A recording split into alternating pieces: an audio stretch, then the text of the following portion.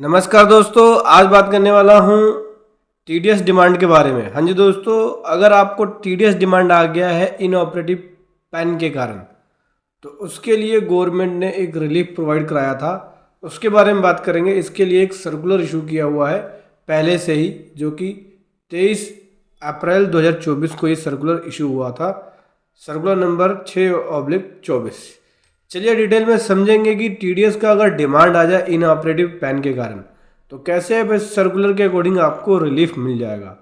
उससे पहले बताना चाहूँगा, जो भी भाई बंधु मेरे चैनल पे पहली बार है, इस वीडियो को पहली बार देख रहे हैं, जिन्होंने अभी तक सब्सक्राइब नहीं किया, सब्सक्राइब कर लीजिए, साथ ही साथ बेल आइकन पे भी क्लिक कर लीजिए ताकि इस तरह का कंटेंट आपको मिलता रहे। तो दोस्तों, अगर आपके पास टीडीएस की डिमांड आ जाए और आपको नोटिस रिसीव हो शॉर्ट डिडक्शंस का या शॉर्ट कलेक्शंस का इनऑपरेटिव पेन के कारण, मतलब कि पेन आपका इनऑपरेटिव था जिसके कारण शॉर्ट टीडीएस की शॉर्ट डिमांड आ जाए, 20% टीडीएस लगा दे, 1% लगाना था 20% लगा दे, हायर रेट क्योंकि एप्लीकेबल हो जाता है अगर इनऑपरेटिव पेन होता है तो 1% की जगह सीधा आपका 20% लग जाएगा। अगर 1% किसी पे एप्लीकेबल है तो 20% लग जाएगा। बात करें प्रॉपर्टी के अंदर तो 1% होता है तो 20% लग जाता है अगर इनऑपरेटिव पेन होता है तो सीबीडीटी ने इससे रिलेटेड एक सर्कुलर इशू किया है जहाँ पे आपको एक बेनिफिट मिल जाएगा, लेकिन कुछ कंडीशंस है, उस कंडीशंस के अंदर ही आपको बेनिफिट मिलेगा।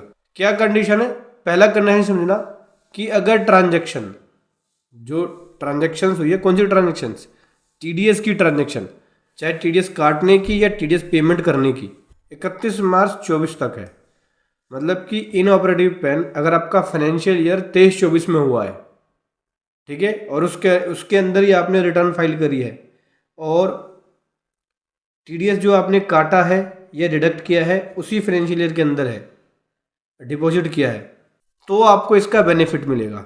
दूसरा, डिडक्टर का या कलेक्टर का पैन जो है जब इनऑपरेटिव हुआ तो आपने उसका लिंक आधार और पैन से 31 मई 2000 से पहले कर लिया है, तब आपको ये बेनिफिट मिल जाएगा कि जो भी आपका डिफ़ॉल्ट आया है, नोटिस आया है टीडीएस का डिमांड नोटिस, वो आपकी नोटिस रिमूव हो जाएगी।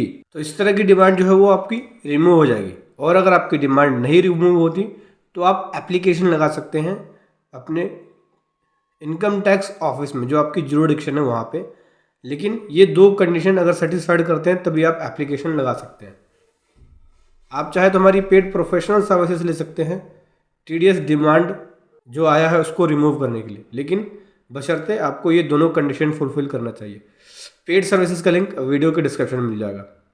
तो अगर आपके पास टीडीएस का डिमांड आया तो आपको क्या रखना है ध्यान, जो एक्सटेंडेड पीरियड, उस एक्सटेंडेड पीरियड में क्या आपका पैन और आधार लिंक हो गया था, तो आप इसकी डेट देख लेना। अगर 31 मई 24 तक आपका पैन और आधार लिंक हो गया था तो आपको बेनिफिट मिल जाएगा। दूसरा, जो ट्रांजैक्शन है टीडीएस की, टीडीएस पेमेंट की हो या डिडक्शंस की हो, रिटर्न फाइलिंग तो लेट होती है लेकिन डिडक्शंस और पेमेंट अगर आपकी फाइनेंशियल ईयर 23-24 में हो गया, यानी 31 मार्च 24 तक हो गया, तभी आप इसका बेनिफिट ले पाएंगे।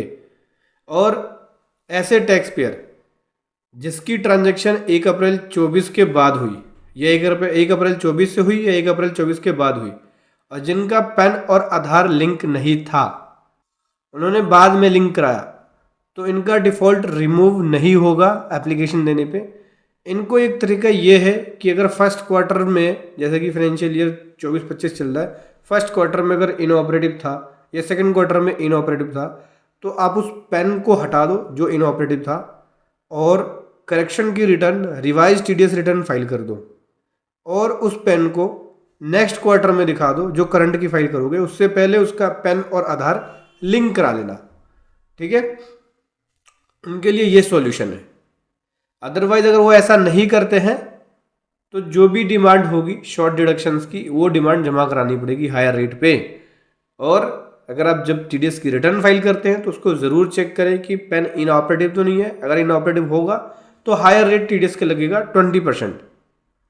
अलग अलग सेक्शन के अकॉर्डिंग है, जैसे कि 1% है उसके ऊपर 20% एप्लीकेबल है हायर रेट। तो अगर आप हायर रेट जमा कराते हैं टीडीएस, इसका मतलब ये नहीं कि सामने वाले को उसका बेनिफिट नहीं मिलेगा, उसका वो रिफंड क्लेम कर सकता है अपनी आईटीआर में। समझ गए दोस्तों। तो सिंपल सी बात है, अगर टीडीएस की डिमांड आ जाए तो घबराने वाली बात नहीं है। अगर फाइनेंशियल ईयर 23-24 में आपने टीडीएस की रिटर्न फाइल करी है, उसकी डिमांड है इनऑपरेटिव पैन के कारण, तो डिमांड को रिमूव करा सकते हैं। इसके लिए बस आपको अपने जुडिक्शन में जाके इनकम टैक्स ऑफिसर को लेटर लिखना होगा, तो उनकी डिमांड रिमूव हो जाएगी। वीडियो कैसे लगी जरूर बताएं। Thank you so much. जय हिंद, वंदे मातरम।